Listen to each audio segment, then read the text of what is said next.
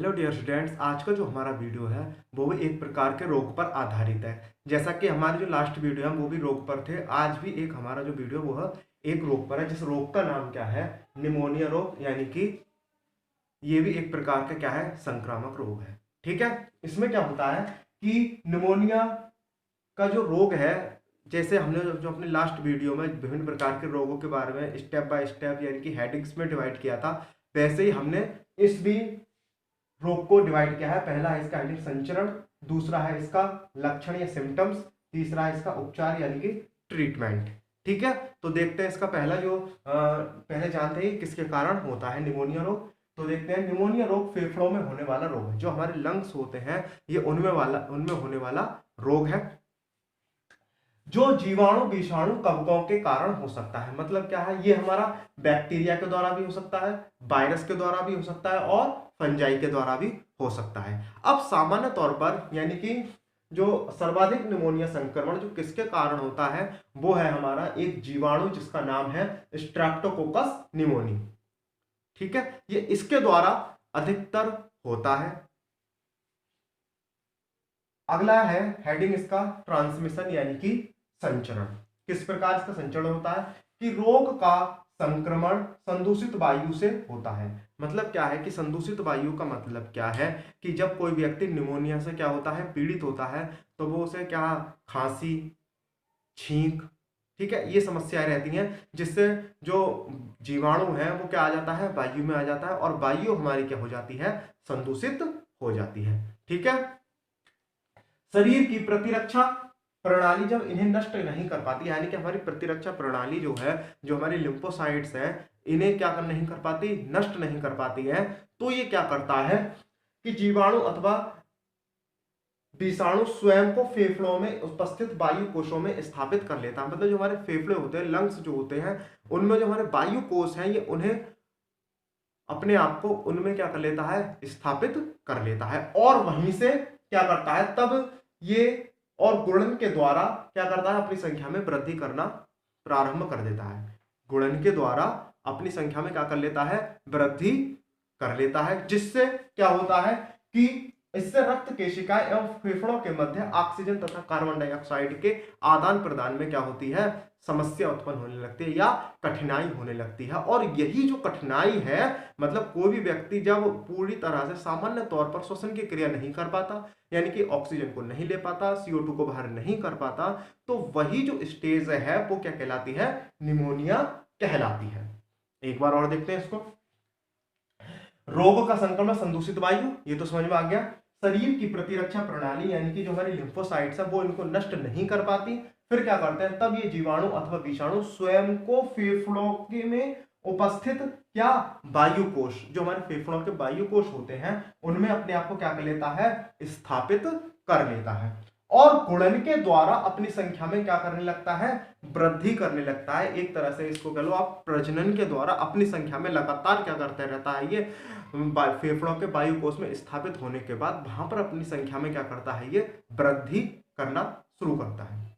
और जब ये वृद्धि करना शुरू कर देता है तो इससे क्या होता है कि ये रक्त केशिकाएं एवं फेफड़ों के मध्य क्या होता है कि जब जहां पर ऑक्सीजन का आना और CO2 का बाहर निकलना, वहां पर जो प्रोसेस होती है, वहां पर ये क्या हो जाते हैं, गुणन करना अपना प्रारंभ कर देते हैं और वहां पर जब इनकी संख्या बढ़ने लगती है तो ऑक्सीजन तथा CO2 के आदान प्रदान में क्या होती है, समस्या उत्पन्न हो जाती है, जिससे जो व्यक्ति है वो क्या करता है, अपनी श्वसन क्रिया उसे आसानी से नहीं कर पाता और यही उसे सांस लेने में क्या होती है, समस्या उत्पन्न होती है, जिससे यही स्टेज हमारी क्या कहलाती है, निमोनिया कहलाती है।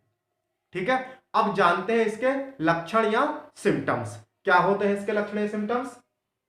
देखिए कि खांसी में फेफड़ों से हरा अथवा भूरा श्लेष्म निकलना। मतलब क्या है कि जब किसी को खांसी होती है, इस रोग से पीड़ित व्यक्ति को खांसी होती है, तो उसके बलगम के रूप में जो वह थूकता है, तो वो जो थूकना है उसका वो हल्का सा हरे कलर का या भूरे कलर का श्लेष्म यानी कि चिपचिपा पदार्थ क्या निकलता है, बाहर निकलने लगता है। ठीक है, दूसरा है बुखार अथवा तथा कपकपी। इस रोग से व्यक्ति अगर कोई भी पीड़ित है तो उसको बुखार और कपकपी होती है। ठीक है, तीसरा है सांस छोड़ते समय छाती में दर्द या सांस फूलना। जैसा कि मैंने आपको बताया अभी कि ऑक्सीजन का लेना और मतलब श्वसन क्रिया में ही क्या है, इसकी जो मेन प्रॉब्लम है इस रोग की, वो क्या है, यह रोग हमारी श्वसन क्रिया को क्या करता है, प्रभावित करता है। ठीक है, तो सांस छोड़ते समय छाती में क्या होने लगता है, दर्द होने लगता है इस रोग से पीड़ित व्यक्ति को। सांस का फूलना भी है। अगला है होठ तथा शरीर का नीला पड़ना। जो हमारे होठ हैं वो क्या पड़ने लगते हैं, धीरे धीरे नीले पड़ने लगते हैं इस रोग से यदि कोई व्यक्ति पीड़ित है। ठीक है, अगला है इसका उपचार यानी कि ट्रीटमेंट। किस प्रकार हम इसका उपचार कर सकते हैं, तो इसका उपचार जो है वो किस पर निर्भर करता है, देखिए जरा, निमोनिया का उपचार उसके प्रकार तथा लक्षणों पर निर्भर करता है। मतलब उसका प्रकार का मतलब क्या है कि वो जीवाणु द्वारा हुआ है, विषाणु द्वारा हुआ है या फंजाई के द्वारा हुआ है, तो ये उसके प्रकार पर निर्भर करता है। अब जैसा उसका प्रकार होगा, यानी कि जीवाणु के द्वारा हुआ है तो जीवाणु के द्वारा जो जीवाणु के लिए जो ट्रीटमेंट होगा वो दिया जाएगा। विषाणु के द्वारा हो रहा है तो विषाणु के द्वारा जो ट्रीटमेंट है उसके द्वारा दिया जाएगा। और कवक के द्वारा हुआ होता है तो कवक के द्वारा जो ट्रीटमेंट है वो दिया जाएगा रोगी को।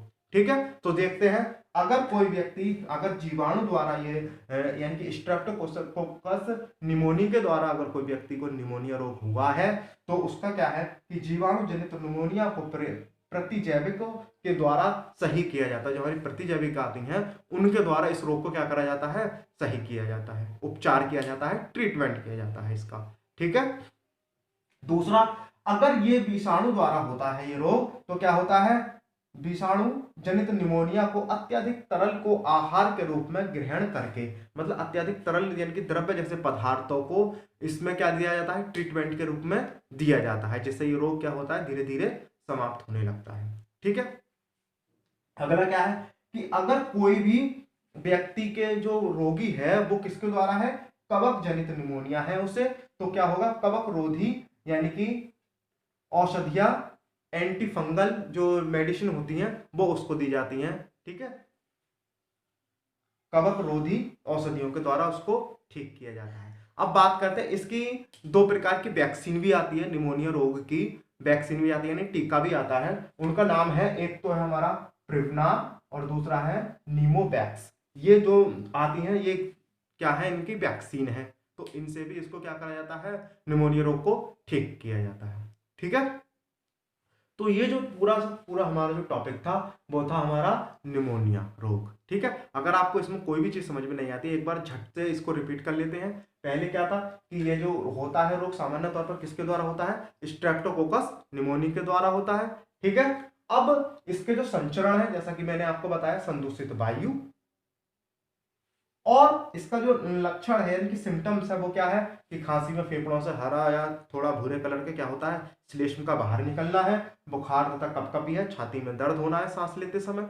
ठीक है, और अब इसका ट्रीटमेंट यानी कि जीवाणु जनित है तो उसे कहो प्रतिजैविकों का, विषाणु जनित है तो उसको अत्यधिक तरल आहार के रूप में, और कवक जनित है तो उसको एंटी फंगल मेडिसिन का उपयोग किया जाता है। और इसकी दो वैक्सीन भी है, पहले का नाम है प्रिवनार और दूसरे का नाम है नीमोवैक्स।